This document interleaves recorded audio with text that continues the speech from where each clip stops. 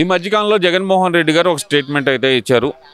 చంద్రబాబు నాయుడు గారికి వయసు అయిపోయింది, 75 సంవత్సరాలు వచ్చినాయి ఇప్పటికే. ఇప్పటికైనా సరే ప్రజలకు మంచి చేయాలి, లేదంటే ఆయన నరకానికి పోతాడు ఆయన అంటూ ఆయన చేసిన వ్యాఖ్యలను అసలు ఎలా చూడాలంటారు? జగన్మోహన్ రెడ్డి భవిష్యత్తు అగపడి అట్లా చెబుతున్నాడు. ఎందుకంటే నరకానికి ఆయన పాడు, ఆయనకు స్వర్గధామానికి దారులు పూర్తిగా తెరిచి ఉన్నాయి ఏ నిమిషానైనా కూడా. కానీ ఆయన ఇంకా 85 సంవత్సరాల వయసులో కూడా ఈ ఆంధ్రప్రదేశ్ ముఖ్యమంత్రిగానే ఉంటాడు. ఇవాళ 75 ముసలోడు అంటున్నావు. ఆయన రాసి పెట్టుకో, కావాలంటే జగన్మోహన్ రెడ్డి నువ్వు జైల్లో ఉంటావు, ఆ రోజు నువ్వు జైల్లో ఉంటావు, మాలాంటి కార్యకర్త అన్నమాట నిజమేనని నువ్వు ఊహించుకుంటావు. అందువలన నీకు అదే ఆ స్వర్గం అన్నా చూసి ఆ నరకాన్ని, ఆ నరకం నీకు అగపడబోతుంది అతి త్వరలో. ఆ నరకాన్ని నువ్వే ఏది తదస్తు దేవతలు ఉంటారు చూసి, ఆ తదస్తు దేవతలు నీకు తదస్తు అని అన్నారు. ఆయన నరకానికి పోతాడు. ఇంక దానికాడ రెండో క్వశ్చనే లేదు. కావాలంటే కాలం నిర్ణయించింది అతి త్వరలో. ఇదే ఇప్పుడు ఈ రాష్ట్ర గవర్నమెంట్, ఈ రాష్ట్రపతి ఎన్నికలు ఇవన్నీ అయిపోయినాక మనోడికి బొమ్మ పూర్తిగా అగపడిద్ది. రాష్ట్రపతి ఎన్నికల్లో మరి విచిత్రంగా మరి ఏదో ఇప్పుడు ఎట్లా ఉంటుందంటే ఆడ ఒక్కోసారి ఒక ముద్ర చేస్తున్నాం మనం అంటుంటారు. అట్లా ఇది వాల్యూ వచ్చింది 4 ఓట్లకు కూడా.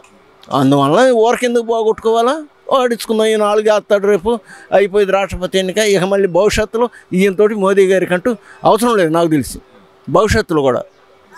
అంటే ఇక్కడ కూటమి ప్రభుత్వం మీద విరుచుకుపడుతున్న జగన్మోహన్ రెడ్డి అక్కడ మాత్రం బీజేపీకి అనుకూలంగా ఉన్న ఎన్డీఏ అభ్యర్థికి అనుకూలంగా మద్దతు తెలపడం ఎలా చూడాలంటారు? అసలుకి ఈ ద్వంద్వ వైఖరిని, జగన్మోహన్ రెడ్డి ద్వంద్వ వైఖరి ఆయన స్వభావమే అందుకే. ఆడపోయి మోదీ గారు చెప్పిడితే కాళ్ళు కూడా పాలిష్ చేస్తాడు.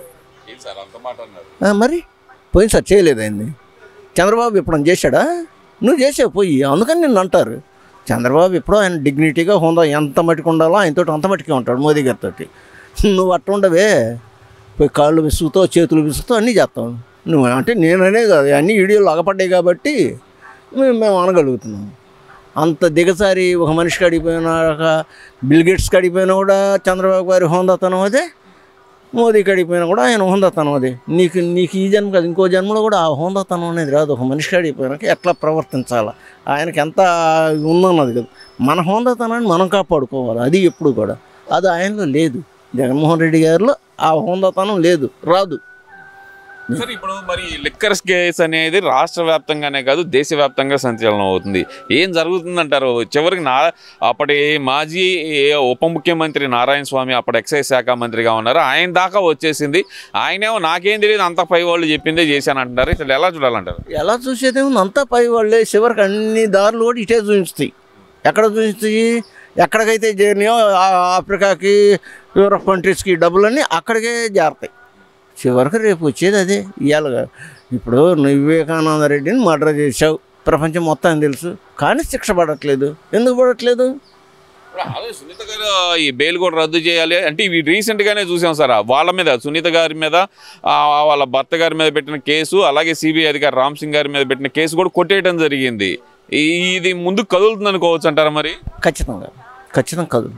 మొత్తానికి శిక్ష అనేది అనుభవించాల్సిందే. కాకపోతే మన రాజ్యాంగంలో ఉండే లొసుకుల వలన వీళ్ళు బయట తిరుగుతున్నారు కొంత.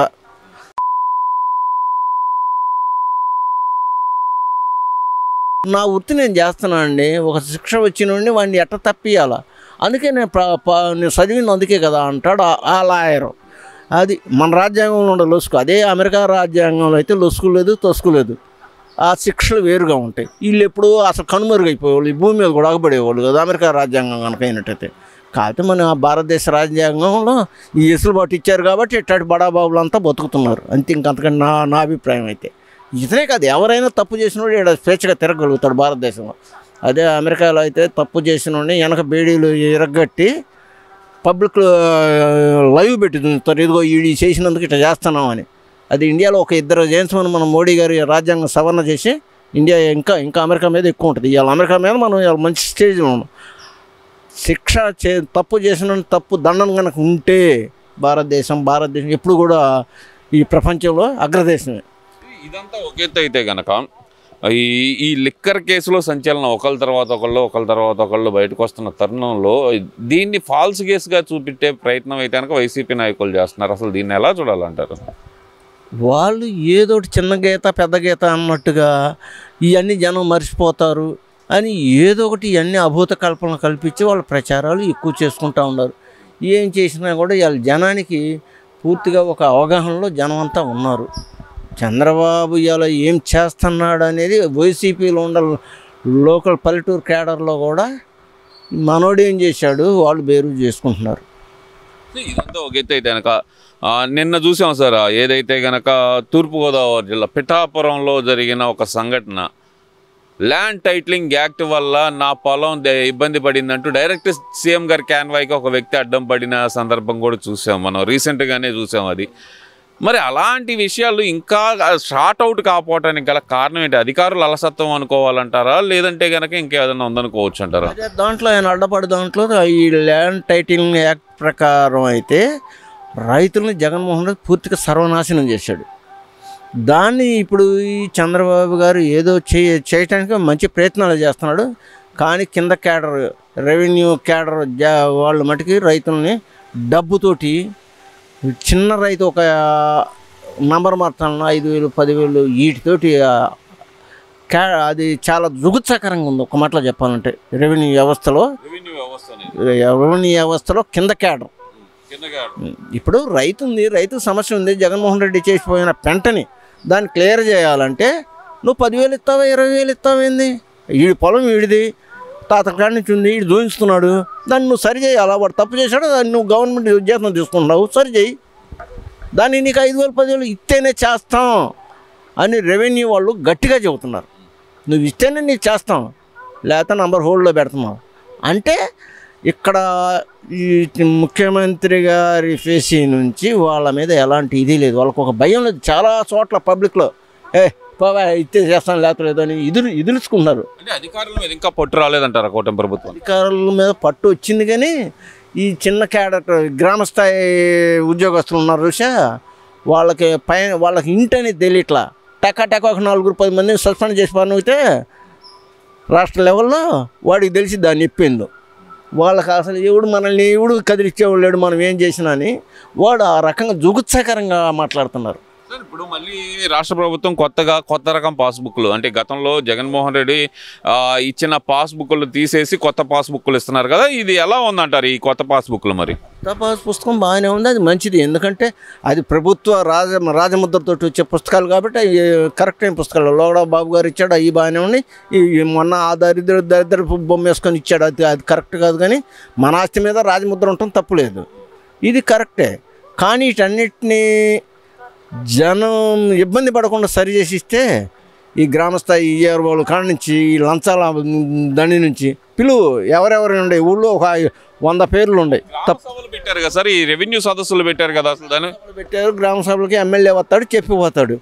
చెప్పిపోయినా కూడా వాళ్ళు గ్రామ సచివాలయంలో పనులున్నాయి, మా డబ్బులు ఏంది మా ఏంది అసలు అమ్మ మొగుడు సొమ్ము జీతాలు ఇస్తుంది ఎందుకు 25,000 30,000 చెబుతున్నా. వాడి దానుడికి మిడిల్లో ఉండి ఎవడికి వాడు దుంప తెంచుతున్నారు రైతుల మటుకు. అదే మైనస్, అది ఖచ్చితంగా మైనసే. ఎలా? ఎందుకంటే ఈ అమ్మ మన పొలం మనం చేయించుకోకపోతే 10,000 5,000 అడుగుతున్నాడు. దీనమ్మ వాడు వచ్చే మాట చేశాడు, ఈయన వచ్చి చేసింది ఏంది, ఇలా ఇది పోయిద్దని చెప్పాం భయంతో. ఒకడు 5,000 10,000 ఎంతైనా వాడు నోరు పట్టట్లే. ఒక మాటలో చెప్పాలంటే ఒకడు దృష్టి సారించాల్సిన అవసరం ఉందంటారు. దీని మీద మటుకి ప్రతి గ్రామ ఈఆర్ఓలు ఈఏఓలు వాళ్ళ మీద మట్టి పూర్తిగా చేస్తేనే మంచి పేరు వచ్చింది. లేకపోతే వాళ్ళు కనుక ఏమవుతున్నా అసలు పబ్లిక్ నువ్వు నాకు ఇస్తేనే చేస్తాను లేకపోతే లేదు అనే స్టేజ్కి వాళ్ళు వచ్చారు అంటే వ్యవస్థ ఎట్టిపోతుంది అసలు. ఓకే సార్, మరి ఓవరాల్గా చూసుకుంటే కనుక మళ్ళీ మొన్న జగన్మోహన్ రెడ్డి గారు చెప్తుంది ఏంటంటే 14 నెలల్లోనే కూటమి ప్రభుత్వం పూర్తిగా విఫలమైపోయింది, ప్రజల్లో వ్యతిరేకత వచ్చింది, ప్రజా ఉద్యమం మొదలు కాబోతుంది, ఆ ఉద్యమానికి నాయకత్వం నేనే వహిస్తానంటున్నాడు కదా సార్. మరి వాడు ఉంటే కదండి, ఆ జగన్మోహన్ రెడ్డి అనేవాడు ఉంటే కదా పోయి కూర్చుంటాడు అతి త్వరలో. ఇవాళ కాబట్టి సంవత్సరం అయిపోతాడు. నువ్వు ఉద్యోగం చేసేది లేదు. సరే కక్షపూరితంగా కేసులు పెట్టడం తప్పితే జగన్మోహన్ రెడ్డి అనే వ్యక్తి తెల్ల కాగితం అంటున్నారుగా మరి వైసీపీ నాయకులు. తెల్ల కాగితం మరి ఇప్పుడు దాకా నువ్వు 5 సంవత్సరాలు నువ్వు పెట్టినవన్నీ అవన్నీ తెల్ల కాగితాలు పెట్టించావా? అచ్చెన్నాయుడు గోడలు దూకి పట్టాభినిజీ అని చేసి ఇవన్నీ ఏ రకంగా నువ్వు పెట్టిన నువ్వు కక్షపూరితాలు, కుట్రపూరితాలు. ఇది ఎక్కడ ఏం కుట్రాలు ఉండవు. కుట్రాలు ఉండా కూడా మా వాళ్ళు తప్పు చేస్తేనే దండిచ్చి పక్కన నెట్టేస్తున్నాడు ఈయన. అది మన అనంతపురం ఎమ్మెల్యే ఒక ఆయన మాట్లాడాడు ఏదో జూనియర్ గురించి, పిచ్చేసాలే బాగుండు అన్నాడు. అదే నువ్వు అంటావా? అందరూ నా కొడుకుని అంటావు నువ్వు. అది ఆయన నైజం ఈయన నైజం. ఏం సార్ మరి ఈ మధ్యకాలంలో చూస్తున్నాం ఈ వల్లభనేని వంశీ కానీ కొడాలి నాని కానీ కనుమరుగయ్యే పరిస్థితి వచ్చింది. ఎందువల్ల అంటారు అసలుకి?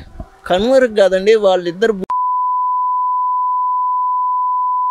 అప్పుడు పబ్లిక్ ఒక మంచి మెసేజ్ ఇచ్చినట్టు. వాళ్ళిద్దరూ ఈ సమాజంలో కులం కాదు, వాళ్ళంత జుగుత్సాకరమైన పనులు చేశారు వాళ్ళిద్దరు.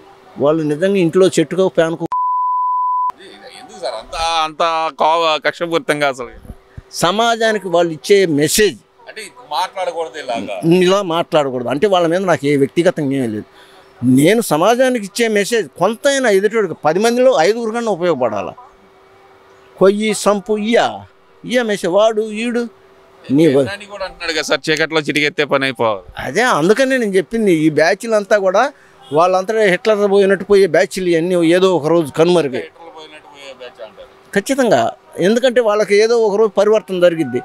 నేను ఏం మాట్లాడాను, ఎవరి ప్రోద్బలంతో మాట్లాడాను, ఇవన్నీ వస్తాయి వాళ్ళకి. వచ్చిన రోజు ఒక పరివర్తన వచ్చింది. ఆ రోజు హిట్లర్ ఏం చేశాడు, ఈ ప్రపంచాన్ని నేను ఏం చేశాను అనుకున్నాడు, ఎలకల ముందు తిన్నాడు పోయాడు అంతే. వీళ్ళు కూడా అంతే, ఈ పేరు నానీలు, కొడాల నానీలు, వంశీలు వీళ్ళంతా కూడా ఆ స్థితిలో లేవాళ్ళు. వాళ్ళకే భగవంతుడు ఇచ్చిన ఆయుష్ ఉండదు. చివరిగా ఒక ప్రశ్న సార్, ఈ మధ్యకాలంలో ఆర్కే రోజే మాట్లాడుతూ ఒక చిన్న వ్యాఖ్య అయితే చేశారు. ఆమె అంటుంది ఏంటంటే కనుక 2.0 ఎలా ఉండబోతుందో తెలుగుదేశం పార్టీ నాయకులకి ఇప్పటికే అర్థమైపోయింది, అందుకనే ఎవరు నోరు తెరవట్లేదంటూ ఆమె చేసిన వ్యాఖ్యలను ఎలా చూడాలంటారు? ఈడ ఒక నాయకుడు ఉన్నాడు, అధినాయకుడు.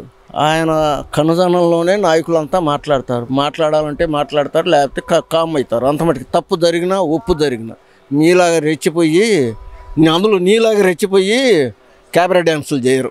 అది ఒక్కటి గుర్తుపెట్టుకో రోజా.